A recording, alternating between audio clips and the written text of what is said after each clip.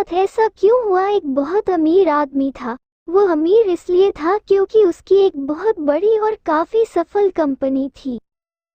उसके पास कहने के लिए तो सब कुछ था, लेकिन वो दूसरों को अपने आगे एकदम तुच्छ समझता था।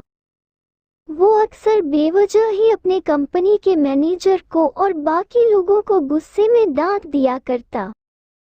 एक दिन ऐसे ही छोटी मोटी बात पर उसने अपनी कंपनी के मैनेजर को बहुत खरी खोटी सुनाई। बेचारा मैनेजर कंपनी के मालिक के आगे तो कुछ ना बोल सका, लेकिन बाद में फिर उसने सारा गुस्सा अपने नीचे काम कर रहे बाकी वर्करों पर निकाल दिया। वर्कर बिना कोई बड़ी गलती के इतनी डांट सुनकर मन ही मन दुख और गुस्से से भर गए। इनमें से एक कामगार ने कंपनी से बाहर निकलते समय सारा गुस्सा कंपनी के गेटकीपर पर निकाल दिया। बिना किसी वजह के डांट सुनकर निराश गेटकीपर जब घर गया तो बिना किसी बात के अपनी बीवी पर चिढ़ गया और उसे भला बुरा कहने लगा। गेटकीपर की बीवी ने अपना गुस्सा अपने टीवी देख रहे बेटे पर उतारा। वह बोली, पूरा दिन टीवी देखता रहता है, काम धाम कुछ करता नहीं है, और ऊपर से 2 चमाट उसे मार दी।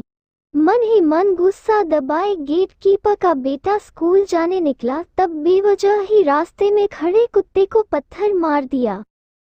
कुत्ता वहां से डर कर भाग रहा था। तब उसने सोचा कि मुझे ही क्यों इंसान बेवजह मारते हैं।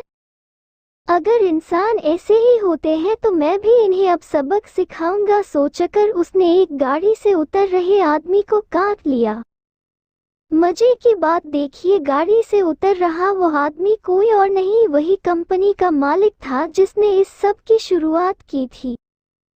कंपनी का मालिक जब तक जिया तब तक यही सोचता रहा कि मैंने उस कुत्ते का क्या बिगाड़ा था जो उसने मुझे काटा।